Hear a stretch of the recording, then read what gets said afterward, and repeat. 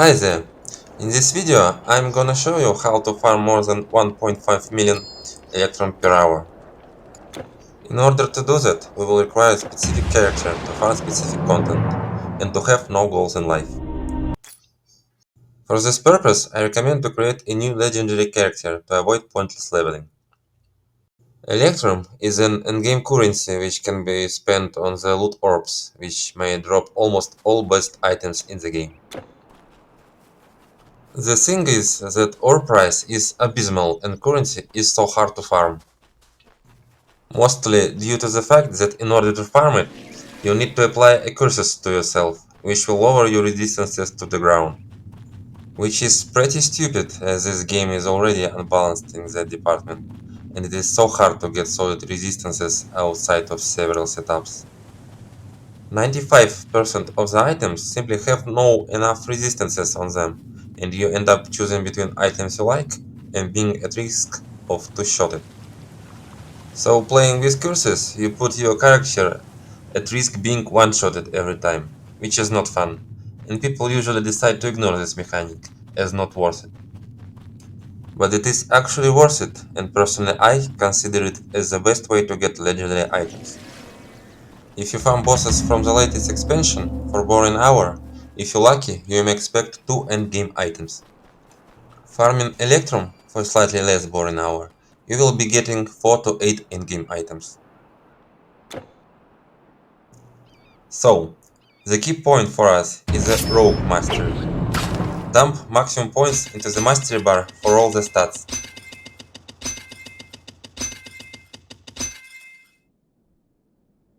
This passive is our bread and butter.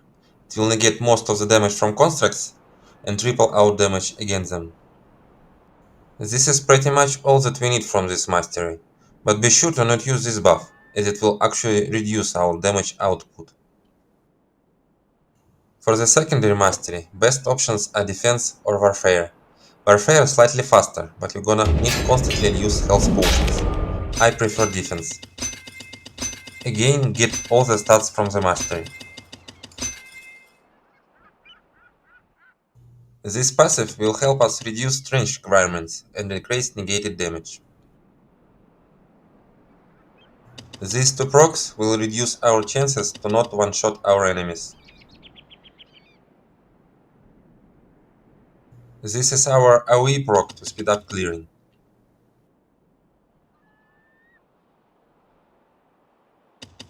This is our AoE skill to speed up clearing.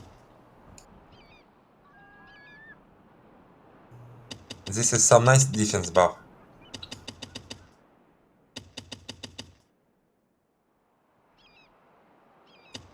This is some passive sustain and some damage.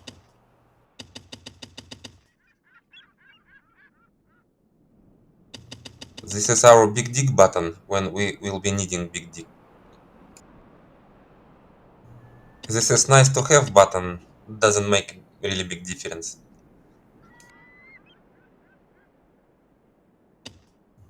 This is basically our health potion button.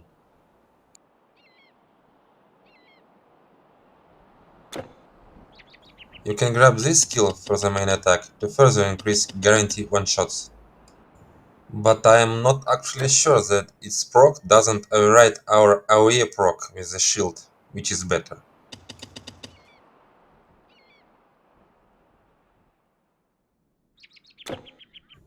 Now to the gear. Ah, my friend, you look weary. Can I take a burden from your shoulders? Our main goal is to do as much one-shots as possible, as we don't care about resistances. This artifact helps further increase damage to constructs. 2 Mark of Ares rings will increase our physical damage, give bonus range and offensive ability.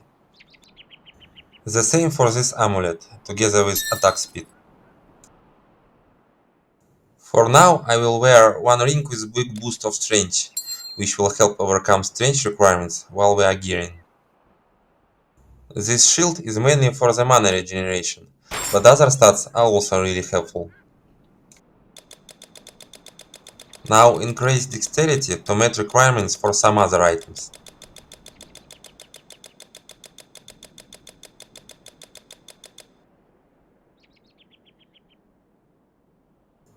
This helmet gives us movement speed bonus and bonus to our rogue passive. These boots caps our movement speed and give big boost to attack speed. Use your best weapon for physical damage. Note that you will also be needing attack damage converted to health on your gear.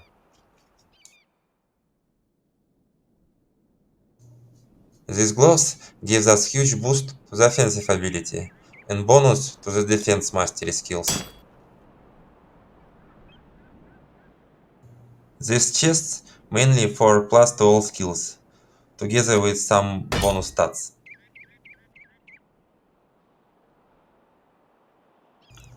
Now I'm gonna switch second Mark of Ares ring and ring for strange boost back and forth while increasing strange until all gear requirements are met.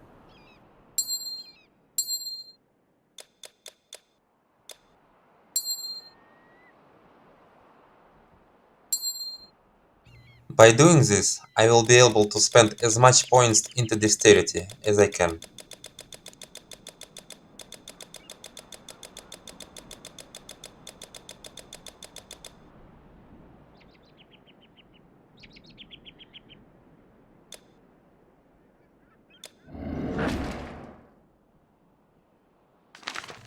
With this setup, you will have capped movement speed, capped attack speed if your artifact procced attack speed, mine didn't, offensive ability, which lets you crit almost every time, and respectable amount of defensive ability. May your path always be even.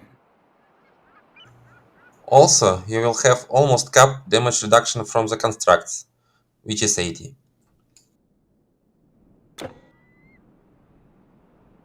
The fastest caravan in all of China. These boots will help you raise your damage reduction from the constructs, in case if you have no gear with bonus to the rogue mastery skills.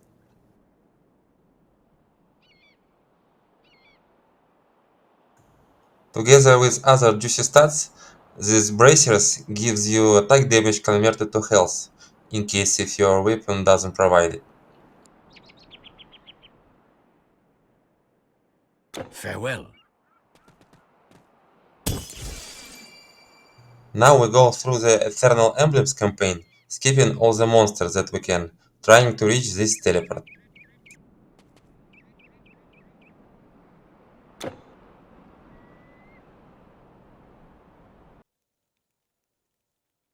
So, we managed to reach our destination through all of the humiliation of the non-constructs enemies.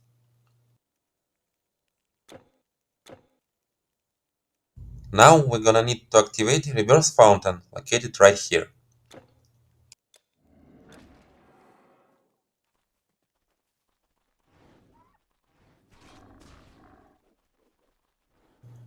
And here they are, our constructs, Terracotta Warriors. They rapidly swarm around you after being aggroed, and pretty much harmless for us. And as a little bonus, they drop swords, one of which may be sword I'm using right now.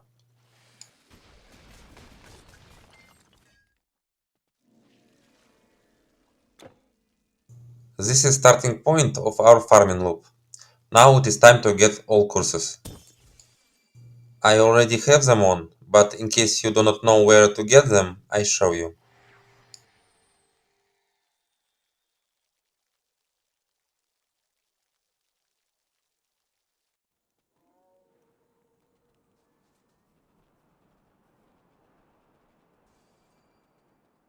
Go into the portal to Hellas at the beginning of the act.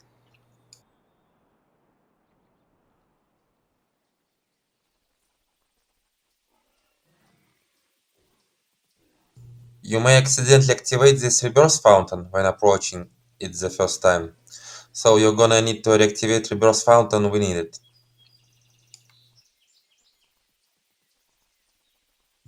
This is the temple where we get or cleanse our curses, also where we spend our electrum. Get all curses like that and get back to the starting point of the farming loop.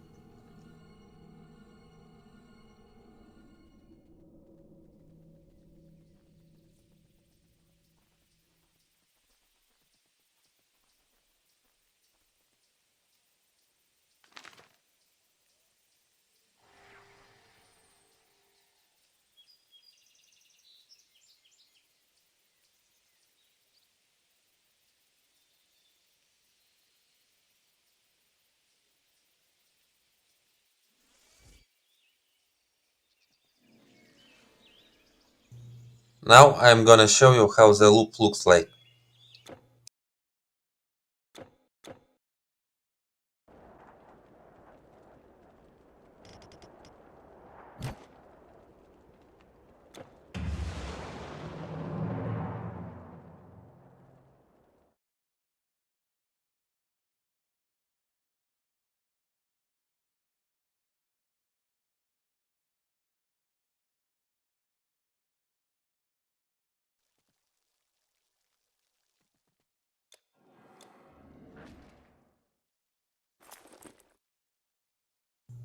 This is what we have at the beginning of the run.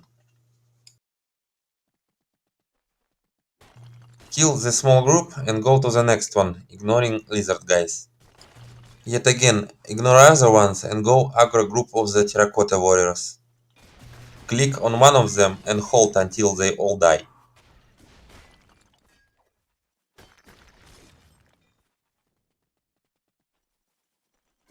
Use your AoE skill to speed up process. You may fight lizards as they often will chase you, but do not fight more than two at once as they can kill you.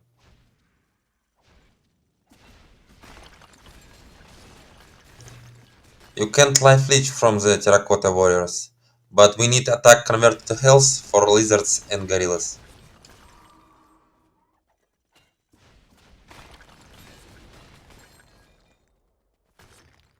Terracotta warriors have high pierce resistance. This is why we only care about physical damage. I don't want unnecessary conversion to piercing damage.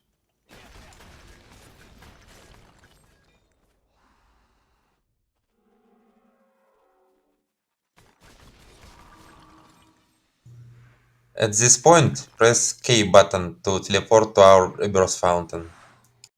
Or press F to pay respects if you manage to die.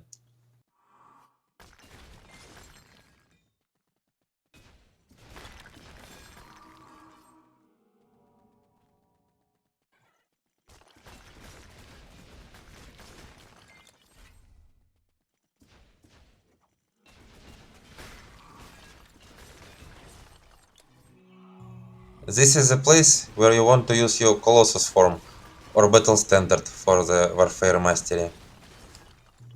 It will help to not die from the gorillas and kill big group faster.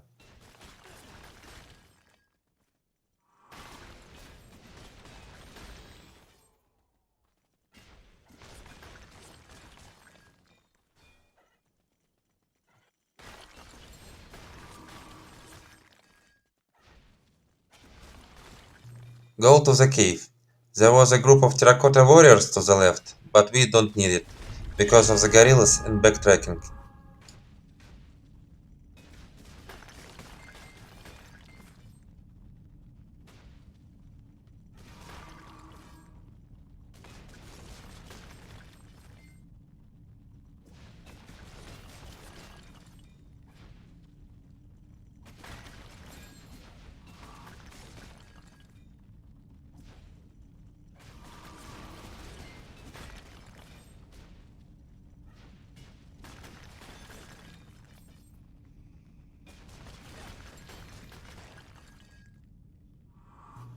That's it.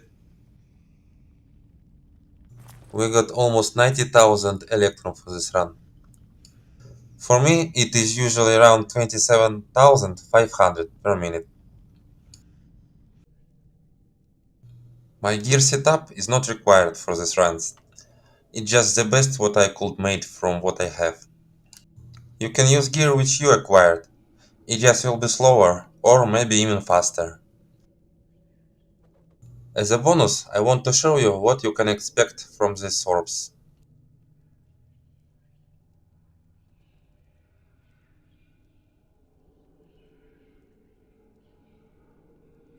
I will buy 4 of these because I want to get specific bracers.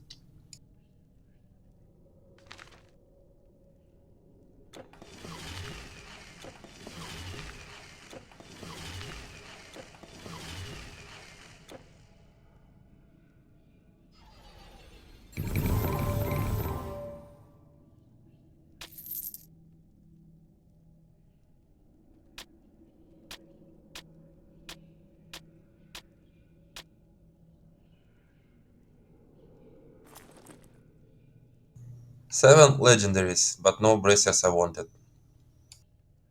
Sometimes Orb can drop no legendaries. That means that game hates you and you did something wrong. You should probably reconsider your behavior. This was the first and probably the last video on this channel. Because screw this. Please don't subscribe and good luck with farming.